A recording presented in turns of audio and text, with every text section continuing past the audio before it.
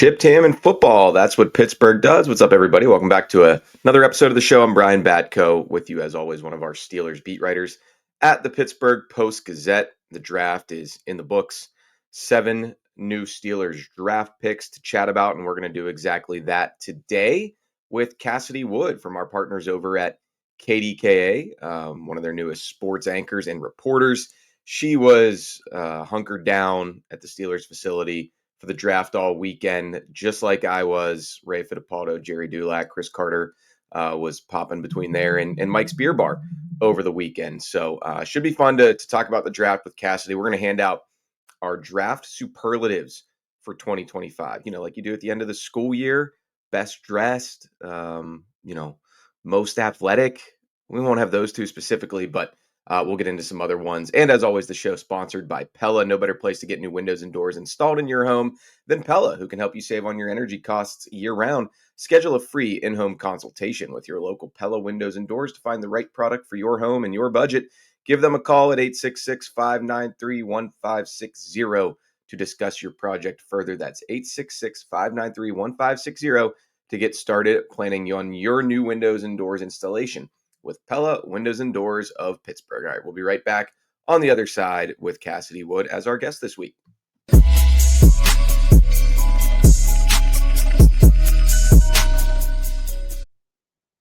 All right, and there she is, Cassidy Woods from KDKA. First time on the show. Appreciate you coming on, Cassidy. How are you? Yeah, I'm good, Brian. Thanks for asking me. This is exciting. Any chance I get to talk about the Steelers, I'm taking it. So Absolutely. Yeah. Well, how was your first Steelers draft weekend since you joined KDK? I know you were putting a lot of hours in on the South Side as well. What were your impressions of that whole experience? Yeah, it was really exciting to an extent. It stinks when the Steelers have like a first round pick and then don't pick again until the third round and then don't pick again until mid to the end of the fourth. It feels like you're kind of sitting there twiddling your thumbs sometimes. That's true. Your first draft had a lot more downtime than a typical Steelers draft. It was And like downtime for the first 2 days, and then it was like crunch time. Once rounds 5, 6, and 7 happened, it was like boom, boom, boom. So it was a lot of sitting around. And then, Friday night, the pick came in so late. Like, I think we got off the phone with Kaleb Johnson at like, 10:40. I had to be live at 11. So it was like I was sitting there that entire time just kind of hanging out. And then it was like, boom, interview, talk to Arthur Smith. We got to go outside and go live. So it was a lot of chaos, but that's what's expected with the draft, right? So yeah, I with think it that was second great. rounder, it was definitely different. And then obviously with the heartbreaking and tragic news for Derrick Harmon, there wasn't the usual introductory press conference for the first round pick the next day. So kind of a weird draft for the Steelers from that standpoint. And obviously, trading the second rounder for DK Metcalf, but at least from the national draft analysts, and I think locally too, there's this sentiment that a lot of people think it ended up being a good draft for the Steelers, and we're going to get into some of the nitty gritty of those picks. Are you ready? Yeah, I thought it was a good draft. I am surprised, though. I heard a lot of rumblings that they were going to try to trade back into the second round. Maybe George Pickens was part of like a trade deal. So I was kind of anticipating that happening. I'm kind of shocked it didn't. But we can get into that too if you want. Yeah. No, we can start with that before we get into our categories here, because I wouldn't say I was shocked, but I would not have been surprised if George Pickens was on the move. And I know there has been some reporting out there. I think Diana Rossini of The Athletic is kind of leading the charge on this one for what it's worth. And it's just, I'm surprised, Cassidy, that more Steelers fans, it seems like, disagree with us and would have been surprised if they traded George. But the thing that I don't get about that is the Steelers made the move for DK Metcalf, giving up that second round pick. That told me right away that there might be some trouble in paradise with 14, because otherwise they could have just kept George in the fold, used that second or even the first rounder on a receiver and extended him. So that's why I kind of disagree with people who think, oh, you'd be right back at square one if you would have traded George. Well, not necessarily, because depending on what you could have gotten for him, you could have still rebuilt your receiving core. And now the Robert Woods signing last night too, not that he's an impact player that he used to be, but still just has my antenna up a little bit with what is Omar Khan up to with this receiver room. Yeah. Hey, Robert Woods took me far in my fantasy football like a couple of years ago. So I always have a soft spot for him, especially because the last name. Yeah. Yeah, that's true. That it's like multiple of you. Yeah, right. I thought it was but yeah, I thought it was really interesting that it didn't happen. Now with the DK trade, a couple things came to mind for me. I thought going into this offseason, this was going to be a rebuild year. Like I already kind of counted this as a rebuild year, but we have two guys on this roster who do kind of need to win now. They're towards the end of their careers. You know, Cam and TJ haven't had a playoff win. So with the DK trade, I was like, oh, wait, hold on a second. Maybe they are trying to win right now. And if that's the case, then, you know, maybe they do keep George. I think in a sense too, maybe they got a little scared because of what happened last year. I mean, the whole wide receiver 2 thing was such a saga last year, and maybe they, you know, just wanted to get someone else in here so that wouldn't be a part of the narrative, you know, throughout training camp and going into the season this year. So couple moving parts there. I was kind of shocked about George Pickens just because I was even hearing the Cowboys stuff before. I don't know if you saw Diana's report today, but it came out that the Cowboys were, you know, entertaining the idea of bringing George in. And so I was had heard that, you know, leading into the draft. So I was kind of anticipating that move potentially to get them back in the second round, trade George away to the Cowboys. You know, Jerry Jones has said they need a solid wide receiver. So I kind of saw that happening. I was more so shocked it didn't happen, to be quite honest with you. And I do think it's tricky, right? Because I still go back and forth with the win now mentality. I think, you know, DK did sign a 5-year deal, so maybe it's not necessarily right now, but you know, they're trying to figure it out this year. So hopefully next year when they draft here in Pittsburgh, they can have solid pieces, you know, together for next season. I'm not really sure, but yeah, it's looking like we are going to have George here in the fall, which that shocks me more so than not having him here after just everything that happened last year, everything that we've heard this offseason. He unfollowed the Steelers on social media or whatever, which I feel like Yeah. he always does, by the way. But yeah, There's so always some tomfoolery with George's yeah, Instagram, which he sometimes shrugs off. But yeah, I mean, I'm never stunned when a trade doesn't happen just because I know of how many moving parts there are to make a trade go through. And there are always hangups, even if one team has a desire to move a player. Obviously, you've got to have a suitor on the other end who's willing to come through with the compensation to make it worth the original team's while. And hey, I guess we'll see here. We'll see if George is at OTAs. Does he kind of follow the same path as Donte Johnson from a few years back? Those two have been working out together this offseason. New Brown I know. receiver, Donte Johnson. The Browns are Yeah, just coaching all of our Steelers, huh? Like they're that just that was bizarre to reunite him with Kenny Pickett. But yeah, I guess we'll see what happens there. Plenty of fodder to deal with from Cleveland. All right, let's go ahead and get into our Steelers draft superlatives for 2025. We're going to start off with best pick. Obviously, this one is nothing too creative here, but I'll go with Kaleb Johnson mainly because I did not think the Iowa running back was going to be there in the third round. In fact, when I ranked the Steelers pre-draft visitors, I think the week of the draft or the week before, I had him in kind of a second or third tier of you're probably gonna have to trade up to get this guy or trade back into the second round. He fell to them. That was a real coup for the Steelers. So taking everything into account, player value, all of that. Who else was on the board? That would be my choice. What say you, Cassidy? I'm gonna have to go. It's not exciting, but our first pick, Derrick Harmon, only because I did a bunch of mock drafts leading up to the actual draft, and I had Derrick Harmon in every one of my mock drafts. I just love this kid. I think he is so great. I mean, at the combine, you know, he was telling everyone that he mirrors his game after Cam. I mean, it was a Steelers fan, and I just think I also went to Oregon State, so not a huge Ducks fan, you know, rivalry there, but like I always root for Oregon kids. So I was just really high on Derrick Harmon. Like I just was going into this draft, and I was so stoked when we ended up getting him. I know this was a really, really deep, you know, defensive tackle class, and there were a couple names out there that were thrown out there, you know, that they were potentially going to talk to or draft. And I was kind of nervous about that. I'm very, very excited they went with Derrick. Yeah, I think Kenneth Grant, Walter Nolan were mentioned in there too, but both were off the board. So, all right, most surprising pick.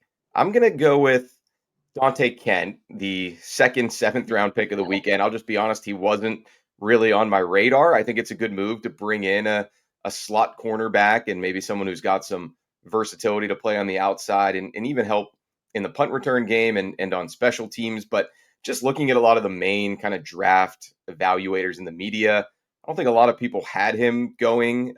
He was kind of that fringe late seventh or undrafted. And plus, I'm not gonna lie, I was a little bit. I'm happy for Donte Kent from Harrisburg. He's a Harrisburg native, a PA native, but I was kind of bummed they didn't complete the Big Ten perfect game. They only had one more Right. pick to get off, and it could have been Although 7 for Tomlin 7. was asked about that, and he was just like, "How many schools are in the Big Ten now?" I think it's just a chance. I mean, eventually this is gonna keep happening because of how many schools are in each conference, right?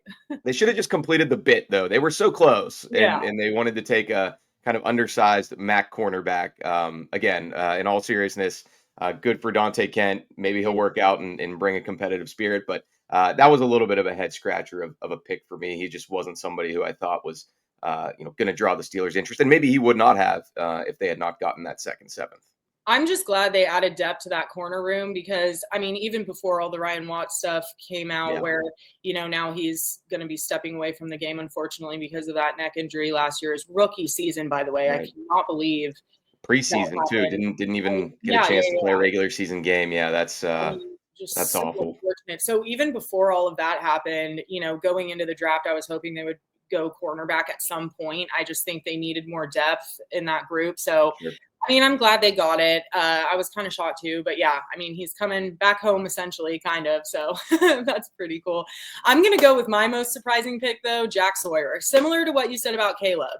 He fell to us or to the Steelers, and for them to pick him at that point, it was good. He was definitely, I think, one of the best players on the board at that point that were left on the board. It just does shock me his position. I mean, Terrell Austin came in and said he's going to play outside linebacker. That Yeah. makes more sense because that edge group, I mean, it's just so full. We have TJ Highsmith, Nick Herbig. It didn't seem like really a position group that needed anything. And so that one really did shock me. But I'm glad we got him in Pittsburgh because, I mean, the dude is a beast. And now we have the tandem with him and Will Howard, which, you can never go wrong drafting two college teammates. So, Yeah. yeah, that's exciting. Sawyer, yeah, I agree. So I was also eyebrows raised when they made that pick, but I don't Yeah. think anybody really expected him to last until the fourth, and they just basically a best player available situation there. All right, our Mhm. next superlative here, most likely to succeed, which that's one you might see in your high school yearbook, but I am going to Mm. go with your choice for best pick, and I'm going to say Derrick Harmon. I know it's easy to say the first rounder, but I just think that especially because the Steelers didn't have a second. He better succeed. He's going to get a lot of chances, whether that's to ease in as kind of a rotational guy at first or step right in and start right away alongside Cam Hayward, Keanu Benton. I see him having a pretty high floor. We'll see if he's got the ceiling as some of those other guys we mentioned, Grant Nolan, but I'd be pretty surprised if Derek Harmon doesn't have at least a nice NFL career. Yeah, it is kind of most likely to succeed is just a scary one to pick just because I don't want to You don't jinx want to it. jinx We anybody. saw Yeah. what happened last year with Troy, like, I know, Yeah. and which, by the way, kind of like we got 2 first rounders this year because now we get to see, what Troy can do, which is exciting. So, but I agree with you. I mean, I think Derek Harmon, he's the first round pick. He should be the one that's most likely to succeed. And I think he's capable. And what a perfect guy to learn under, Cam Hayward. Like, I mean, you can't ask for a better, I mean, a future Hall of Famer. Like, you just can't ask for a better, mentor in that situation. So I do think he got put in the best situation for him as well. So I think he's been given all the tools to be most successful. So hopefully he takes advantage of that. Yeah, him going to an odd front team to a 3-4 base defense, I think makes the most sense for his playing style and body type. And then, a couple fun nuggets. Connor Hayward was a senior at Michigan State when Derek was a freshman, so I'm sure those two go way back. And Jacob Slade, who was on the Steelers practice squad last year, was like Derek Harmon's mentor with the Spartans. Now, I don't think Jacob Wow. Slade's going to be on the 53-man roster, but at least there will be a familiar face for Harmon when he arrives here and starts working out in the weight room and all that. So, all right. Here's a I fun one. wonder if he's beat up on Troy too, now that I think about it. 100% I think they have. Because Troy went to UW and Derrick went to U of O, right? Well, yeah, but he only went there the last season, so I don't Oh, think yeah, so Michigan they missed each other State. by a year. Yeah, I don't think Michigan State would have played well. Oh, they may have. Yeah, I'm not sure about that one, but Yeah. they'll see each other a lot now Oh, with yeah. Harmon on on the left side of the defense most likely, and Troy Yeah. Faltanu trying to prove himself on the right side. Get your popcorn ready for the big boys in Latrobe. All right, our next category, Cassidy, most excited to be here, and obviously they're all excited. There's really nobody who came off as bummed to be drafted by the Steelers, so it's all relative. But I'm going to go with Will Howard, especially Yeah. after watching the clips online of his draft party at home with his family. I mean, the guy jumped in the pool in full clothes, as did his, I guess, brother, sister, and mom. I think his And I was like, all mom. right, this Yeah. guy is fired up to go from an Eagles family to a Steelers family. Yeah. I mean, I agree with you there. He was sobbing when he heard his name, on the TV and hugging his mom. I mean, it made me cry. So, which is not difficult to do, hand up. But yeah, I mean, I really, really think he's a great asset to the Steelers. He seems from the outside looking in, he seems like cut from the same cloth. Like, I think it'll be a pretty seamless transition getting him in here. I think he's very excited. I'm also gonna go 1A, Donte Okay. Kent, just because being in West Virginia, covering WVU and Marshall the past 4 years before coming here to Pittsburgh, a lot of those guys end up being those fringe guys, right on the cusp of maybe getting drafted, maybe an undrafted free agent. And when those guys are able to hear their name called and actually get drafted and solidify, you have the ability to earn a roster spot and you heard your name in the NFL draft. Like, it's just such an incredible moment for these guys. And I'm so excited for all of them because they go through so much that you don't see, especially at like mid-major programs like Central Michigan. Yeah. You go through some stuff that people don't see because you're at a mid-major, or you're at maybe not like one of the super Power 5 schools. So to be able to hear your name called, I think is huge. So he was a great soundbite too during that interview. He's like, where are the towels at? Get me some of Yeah. these terrible towels. Yeah. So I'll go Will Howard and then 1A, Donte Kent. And you know what? We didn't even mention Carson Bruner, but I mean, he's a Yeah. guy who it seemed like it was more almost surreal for him than pure Yeah. excitement hitting him. I think that one of us on the conference call was even like, Carson, are you excited or are you just like in shock that, your dad's team picked you? And somebody like him, I mean, he might have been in his heart of hearts hoping to go a little bit higher than the end of the 7th round. But yeah, I mean, he was obviously having a true full circle moment with his family. Yahya Black from Iowa seemed pretty pumped up. He seems like a very personable, fun guy to get to know here. And Jack Yeah, we got Sawyer a lot too of was characters, that's for yeah, sure. yeah, they did. And Jack Sawyer was already calling us, calling the Steelers we and talking about his, I guess, lifelong friend, his best friend from Columbus. He and his Yeah. family are all Steelers fans. So yeah, everybody on day 3 was I would say even more than average pumped. I know this is your first Steelers draft you covered, but to me, it struck me how excited all these guys were to be here. Yeah. And, that's really exciting. I do want to say, too, Carson Bruner apparently was sitting on the same couch in the same spot that his dad got drafted. That's an old couch. That's 30 some good years? upholstery. Whoever made that couch for the Bruner family, like, I Yeah. mean, they should I need be that contact info they because, should be printing money with that. So yeah, yeah, that is impressive. 30-year-old couch. Probably older than that.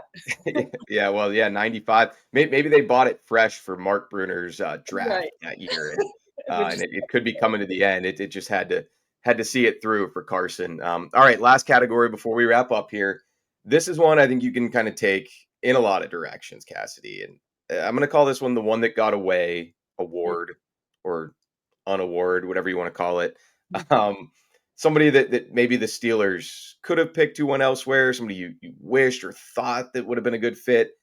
And I'll start with one that's already bending the rules, I guess, of this category because I'm not even sure that the Steelers should have gone down this avenue. But Shador Sanders going to the Browns in the 5th round, there was so much hype about it, maybe unfounded hype in the end, as far as his meeting here with Mike Tomlin in Pittsburgh, and just the Steelers needing a quarterback and everything Mike said about him on the Tuesday before the draft It was publicly. all a smokescreen, clearly.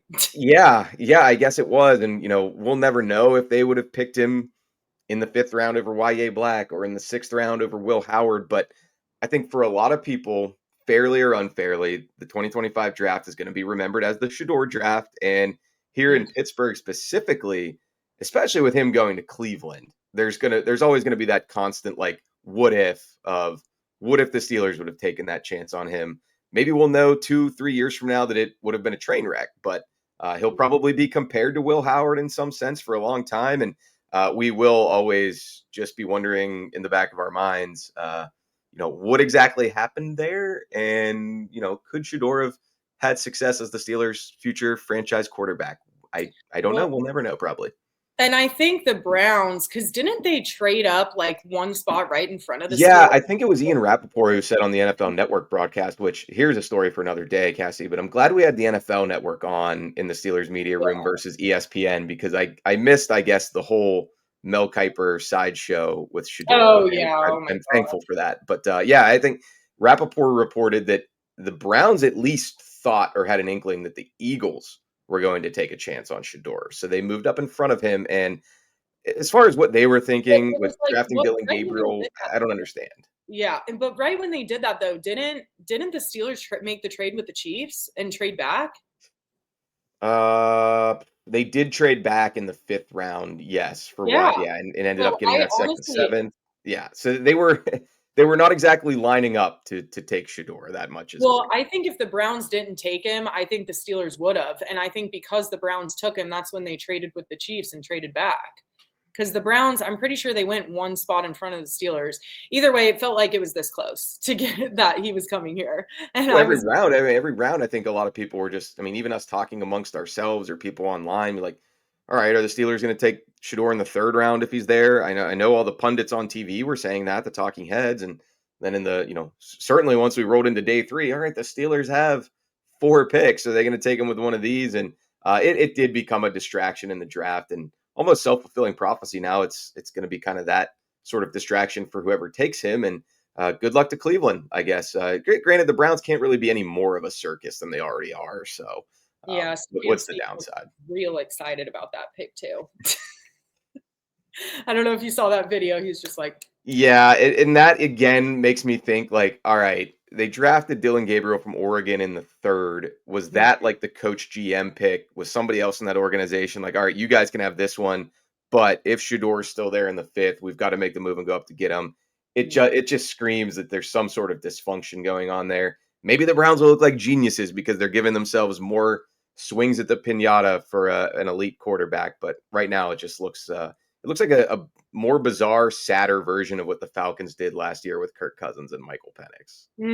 Yeah, it really does. I'm gonna go with for my what is it? The one they missed. One that got away. One that got away. One that could have been.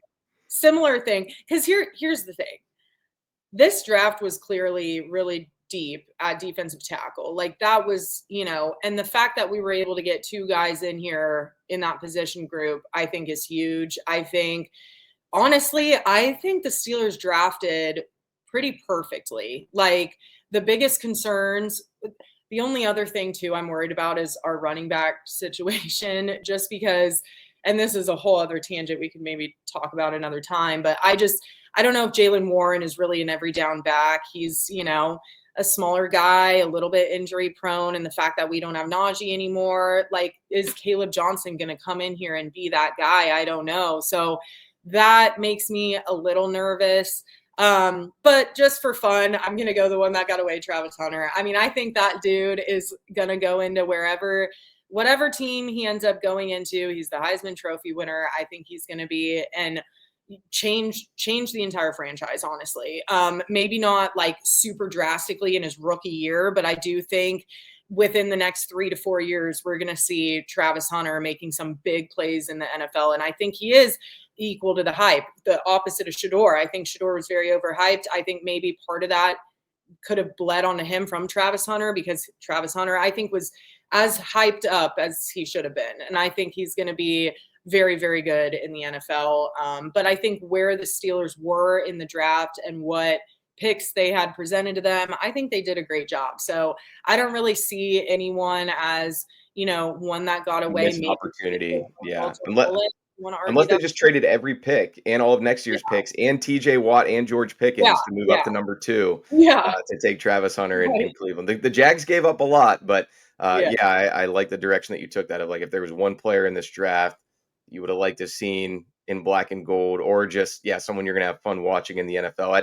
I would put Hunter right up there. I think there's pretty much no chance that he's not good. And I think Ashton Genty would be right up there too from Boise State. So those to me, like, if we can take a step back and have this be anything other than the Shador draft controversial takes all over the place, hopefully it's remembered for those two guys. And, less so, nobody really talked about Cam Ward as the number 1 pick, quarterback going to the Titans. But I think that's partially because one, they're the Titans. They're probably the most irrelevant team in the NFL right now. There was no drama over what they were going to do. And 2, Cam Ward is just kind of a boring name. I think he suffers from his name value a little bit. But, hey, nothing he can do to change that. I think he would have been a little more hyped up had Vrabel still been there. Honestly, I think the Titans are just such a question mark right now. I think no one really knows what their identity is, what they are. And so, that's part of it. It's just kind of like, oh yeah, he's going down to Nashville and they'll figure it out. I don't know. Yeah. It's just a big question mark still. But best of luck to him. He's got maybe a good offensive mind in his head coach and Brian Callahan from the Bengals, but not a lot of a supporting cast there. So we'll see. All right, Cassie, anything else you wanted to add before we get out of here? I'm very excited to see Mason Rudolph play QB1 this year. I was going to say, we're 26 minutes into the show, and I don't believe the name Aaron Ray. You can't even really juxtapose. Rare and Odgers was mentioned, I don't think. So yeah. Hey, that's a successful day on a Steelers podcast. I think we'll get a lot of praise for that from YouTube commenters are generally unhinged, but anybody who's not might like that was the case. So all right, well, hey, thanks so much to Cassidy Wood from KDK. Really appreciate you coming on, and I'm sure I'll see you soon, whether that's rookie minicamp in a couple weeks or sooner. You've got bigger fish to fry now. You've got the Penguins and a coaching change to deal with over at KDK. Brian, I was supposed to have yesterday off. I get a phone call at 9:30 in the morning. Hey, we need you in. You're going to be live in every show. I'm like, they couldn't wait till Wednesday. We have all this draft stuff to talk about. I hope whoever called you had a good sense of humor and was like, hey, Cassidy, they fired Mike. And you would have been like, wait. What? But granted, yes, the Mike Sullivan era for the Penguins is over, and the Mike Sullivan era for the Steelers, as we found out yesterday, their senior offensive assistant. But very bizarre. That's one of those we're living in a simulation type news days. But right. All right, Cassidy. Well, we'll see you soon. Thanks again. And do you want to promote anything or tell any of our viewers where they can find you? I mean, not really. Just every night, 10, Sports Call 10:30. You're on it with me sometimes, 10:35 to 11, and then at 11:25. So sports on KDKA. That's about it. All right, sounds good. Have a good rest of your week, Cassidy. We'll see you. All right, take care. All right, well, there you go. Another Chip Tammon football show in the books, and that was Cassidy Wood from KDKA. Really thank her for coming on. She's a lot of fun, and like I said, she was there pretty much around the clock for Steelers draft weekend as well. Got to hear from all the new Steelers. Didn't mention the undrafted free agents, but they'll get their time to shine at rookie minicamp along with some of those tryout players. Thanks again for finding us. I'm Brian Batko. We'll have plenty more content and shows throughout the rest of the week here from the Post-Gazette. And enjoy the final days of April here as we spring into May. Talk to you next time, everybody.